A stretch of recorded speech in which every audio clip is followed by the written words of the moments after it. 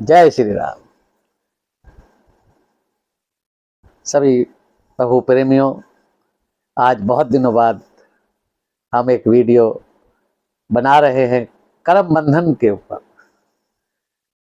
संसार में जीव कर्मों के बंधन में उलझा है। जब इसका जन्म किसी परिवार में होता है तो उस परिवार के सारे सदस्यों के साथ इसके कर्म बंधन बंधे होते हैं। कोई पुत्र बन के आया है तो कोई पुत्र, इसको पुत्र से कुछ लेना है तो पुत्र कमा के देता है पिता को, और पुत्र ने कर्जा लेने आया है तो बाप कमाता है और पुत्र खाता है, पुत्र बाप से लेता रहता है। पिछले जन्मों के जिसके साथ हमारे कर्म बंधन है वो कर्म हमारे बंधे हुए हैं। किसी का लेना है, हमने पिछले जन्म में लिया, नहीं दिया, इस जन्म में देंगे। किसी को अगर हमने पिछले जन्म में सताया है तो इस जन्म में वो हमें सताएगा।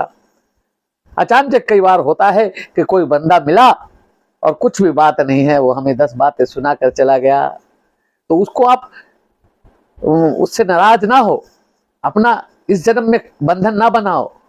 ये सोचो कि पिछले जन्म में जरूर उसका कोई बंधन होगा, उसका कोई ऋण होगा, हमने पिछले जन्म में जरूर उसको कुछ प्रताड़ित किया होगा जिसका बदला उसने अब लिया है। तो ये सोचकर उसको क्षमा करो। भगवान कृष्ण कहते हैं गीता में कि जो भी कर्म करो वो मुझे अर्पण कर दो, तब तुम आवागमन से मुक्त हो जाओगे, मुक्त हो जाओगे, मोक्ष को प्राप्त हो जाओगे। और यदि हम बंधन बनाते रहें, किसी का लिया नहीं दिया और किसी को दिया उसने हमें वापस नहीं दिया, तो वो भी कर्म बंधन है। वो हमें लेने के लिए आना पड़ेगा, और किसी को हमने लिया और नहीं दिया तो वो देने के लिए आना पड़ेगा। इसलिए हम ये सोचें कि अगर हमारा किसी पे रह गया तो हम प्रभु की इच्छा समझकर प्रभु के चरणों में अर्पण कर दे, तब हमारा बंधन नहीं बंधेगा। और किसी का हमने लिया है तो उसका तुरंत दें और अपने आप को निर्लेप रखें, कोई भी कर्म बंधन में बांध कर ना रखें, इच्छाओं का त्याग कर दें। बस प्रभु की इच्छा ही अपनी इच्छा समझ लें कि प्रभु तेरी जो इच्छा हो वो हो जाए, हमारी इच्छा कुछ नहीं, हम तो तेरे हैं, हम तेरे बिन फेरे।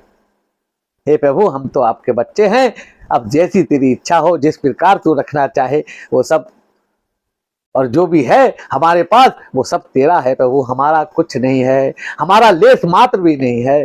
तब हम कर्म बंधन से मुक्त हो सकते हैं। नहीं तो ये कर्म बंधन ही आवागमन का, पुनर्जन्म लेने का कारण है।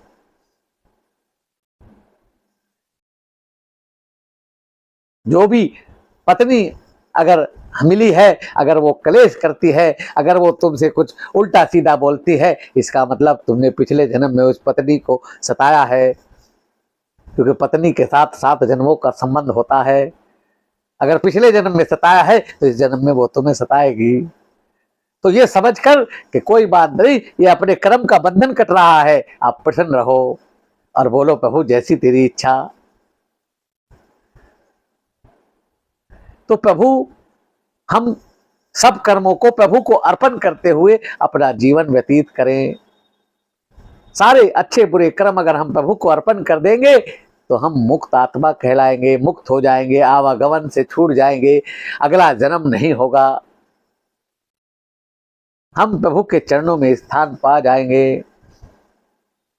क्योंकि 84 लाख योनियों के बाद तो ये मनुष्य जन्म मिलता है, और इसमें भी प्रभु को के चरणों में मोक्ष नहीं पाया तो क्या पाया। यदि हम लोभ में, लालच में, ये मेरा है, ये मेरा है, उसका हड़प लें, इसका हड़प लें, तब ये बंधन बनते रहेंगे और हमें बार बार आना पड़ेगा। जिसका लिया है उसका देने आना पड़ेगा, जिसने हमारा लिया है उससे लेने आना पड़ेगा। और ये जो परिवार में जितने भी सदस्य हमारे साथ जुड़े हैं, इन सबका कुछ ना कुछ लेना देना हमारे साथ जुड़ा हुआ है। जीव इस संसार में भुगतान करने के लिए ही आता है, अपने ऋण या लोन को वापस लेने के लिए या ऋण को देने के लिए। ये दोनों ही बातें इस जीवन में जुड़ी रहती हैं जब तक जीव है। लेकिन अब वो पिछली तो जुड़ी हैं तो कोई बात नहीं, इस जन्म में उसको उतार दो, लेकिन आगे के बंधन ना बांधो। किसी ने लेके ना दिया तो छोड़ दो, उसको माफ कर दो, प्रभु के चरणों में अर्पण कर दो। लेकिन अगर किसी से तुमने लिया है और तुम्हें पता है तो उसको वापिस करो, उससे कहो भाई तेरा क्लियर, हमारा बस प्रभु इच्छा, और प्रभु के चरणों में ध्यान रखो, प्रभु के समर्पित करो।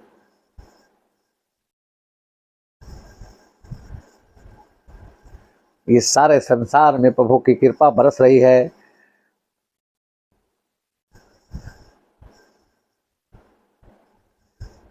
और सब में प्रभु का दर्शन करना चाहिए।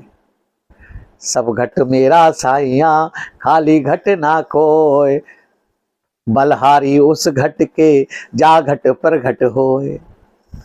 सारे घटों में एक परमात्मा का ही विराजमान है, परमात्मा का ही अंश विराजमान है, लेकिन जिस घट में वो प्रकट हो जाता है, कुछ ज्ञान हो जाता है, उस घट पर हम बलिहारी हो जाते हैं। आज की वीडियो को यहीं विराम करते हैं, आगे की वीडियो फिर बनाएंगे। जय श्री राम। भाई और दोस्तों, वीडियो अच्छी लगे तो लाइक शेयर करना, सब्सक्राइब करना। भगवान राम आप सबका मंगल करें। जय श्री राम।